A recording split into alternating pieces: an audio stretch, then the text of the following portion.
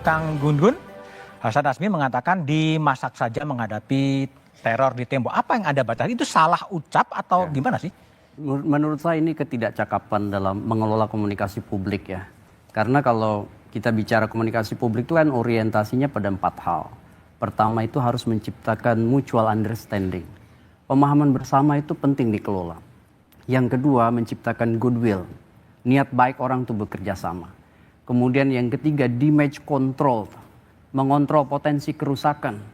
Dan ini tentu terhubung juga dengan orientasi substansi kebijakan yang bisa lebih jelas yang keempat. Nah 4 hal ini penting dalam konteks komunikasi publik. Kalau tidak maka bukan menurunkan tingkat ketidakpastian dan ketidaknyamanan, justru yang ada adalah menambah masalah. Contoh misalnya, pernyataan dan gestur ya. Jadi diksi dan gestur soal masak aja, itu sepertinya simple, tetapi justru menambah bobot masalah.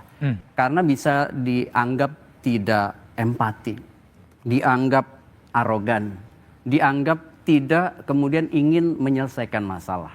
Nah, kan namanya komunikasi itu reciprocal.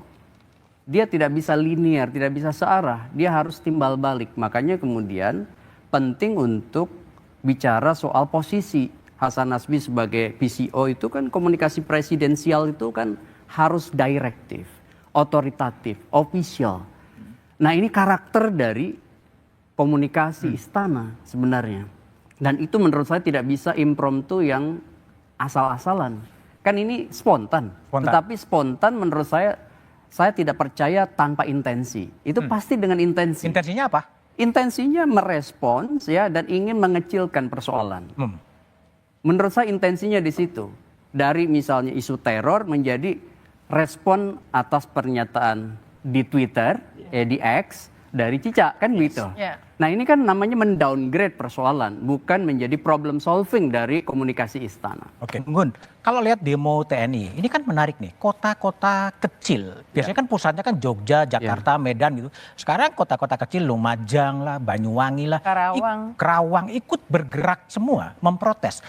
Apa yang Anda baca dari itu? Iya, ini menunjukkan bahwa publik mulai merespon bukan hanya di kota besar, melainkan juga di wilayah-wilayah yang mungkin tidak dianggap sebagai kota besar, tetapi kemudian mereka punya kepedulian. Contoh misalnya Undang-Undang TNI, ini kan meluas, bukan hanya jadi isu Jakarta. Kemarin demo di Malang, kemudian demo di berbagai daerah, itu menurut saya jangan dianggap sepele ya. Kenapa? Karena saya meyakini bahwa opini publik itu seperti air tenang, tetapi jika ada gempa, itu dia bisa jadi tsunami. Dan semua rezim kekuasaan di praktek kekuasaan di berbagai belahan dunia menunjukkan bahwa opini publik kalau sudah di level ketiga, kan ada 3 level ya, stage of brainstorming, stage of consolidation, solid stage. Nah ini tahap ketiga ini yang harus hati-hati.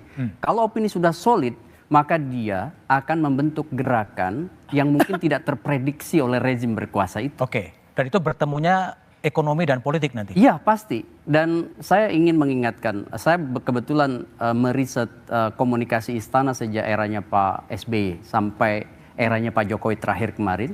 Ada beberapa kelemahan yang harus kemudian jadi bahan untuk mungkin PCO ya. Pertama itu memang saya setuju dan Mbak Uni, harus kuatnya FCR, Finding, Conclusion, Recommendation.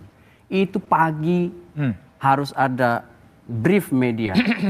Media handling dari manajemen isu yang reguler. Tapi ada juga hal-hal yang ketika masuk di wilayah krisis, itu harus ada penanganan yang khusus. Nah itu yang kedua menyangkut yang disebut dengan CPM. CPM itu Communication of Privacy Management. Jadi mana yang dibuka, mana yang ditutup, mana yang harus disampaikan kepada publik, dan siapa yang kemudian menyampaikan. Ini terkait dengan information role ya, peran informasi. Saya melihat awal pemerintahan Pak Prabowo yang lemah tuh di situ. Lemah ya? Yaitu soal siapa yang kemudian memerankan fungsi komunikasi publik. Kang Gun-Gun sebagai akademisi, saran Anda untuk memperbaiki seperti apa?